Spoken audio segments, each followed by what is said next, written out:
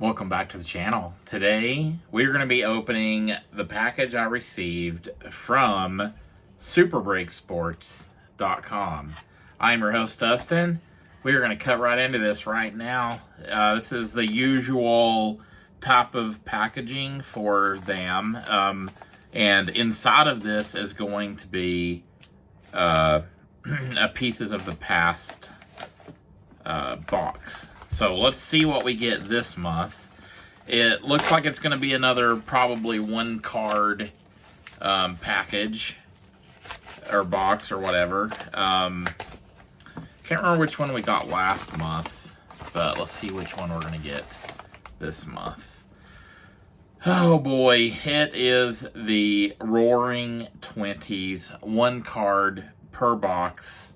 This is the Roaring Twenties. We have opened this before, and I do not remember getting anything amazing out of it. These one-card boxes are usually pretty rough, to be honest. I was kind of hoping for like an Elvis box or something like that, but it did not happen. So this subscription, I believe, is $30 a month, and I do enjoy receiving it every month. It's really fun to get it. So let's see what we have inside the box. Nothing else is in there, and we're gonna just tear the card or tear the packaging. The thing I don't like about this is the card is just straight in there, and it is not inside of any type of protective sleeve or anything. So that part is rough. Let's see if we can get the card out of there without damaging anything. Oh boy, the packaging on this is rough, as you can tell. Let's cut with some scissors. I wish they would package this a little bit better. That's one thing that stinks.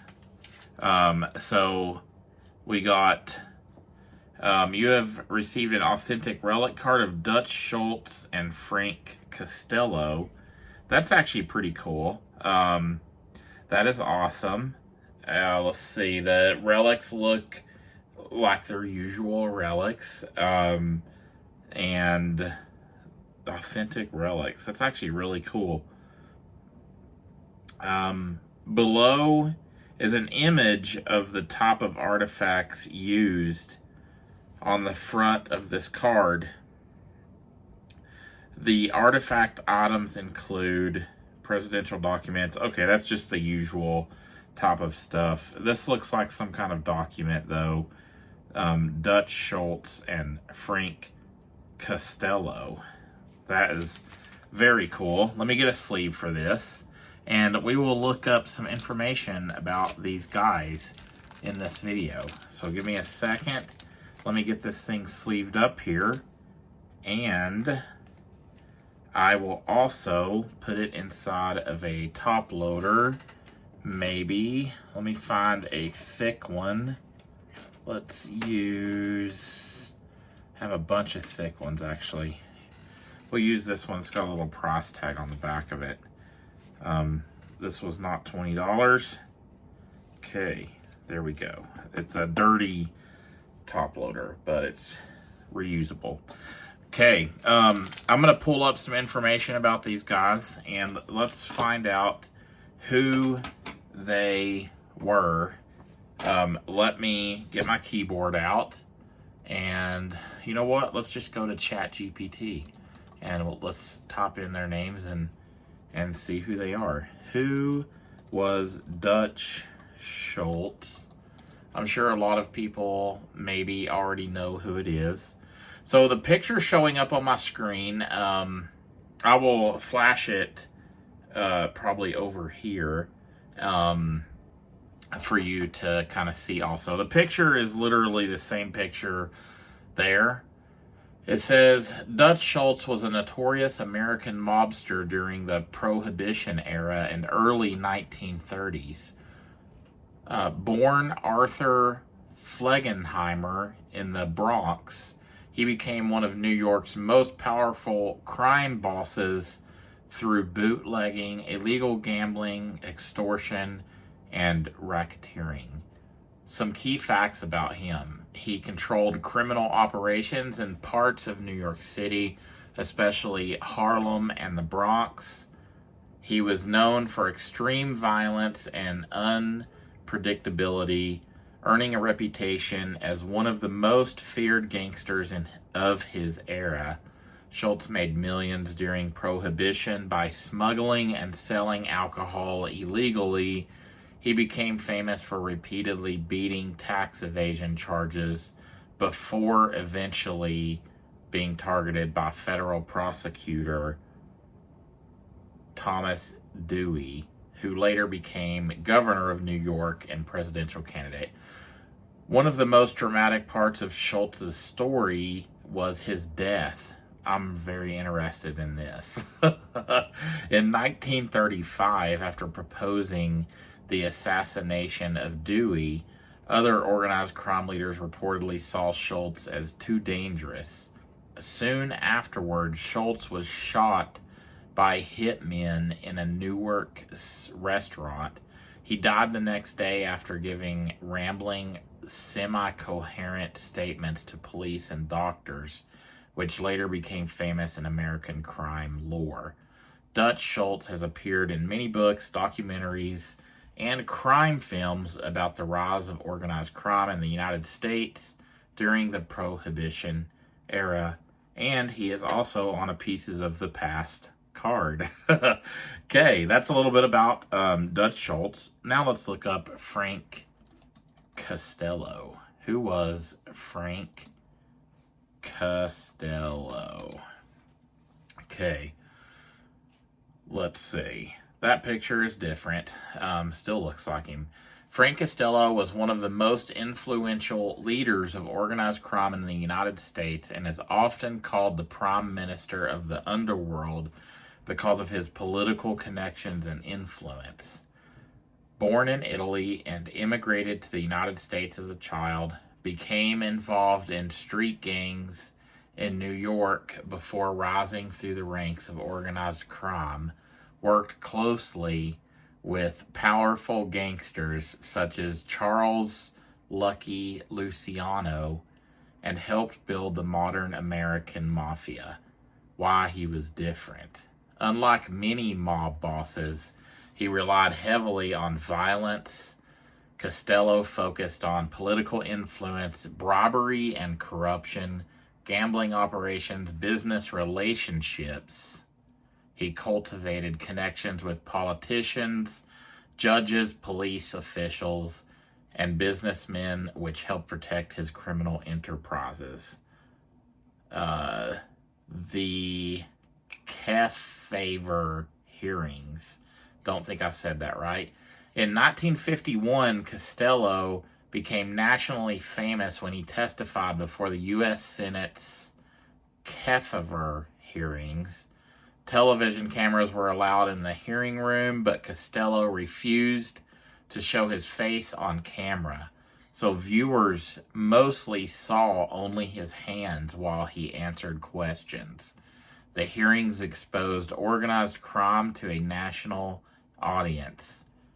Assassination attempt. In 1957, Costello survived an assassination attempt ordered by rival mob leader Vito Genovese.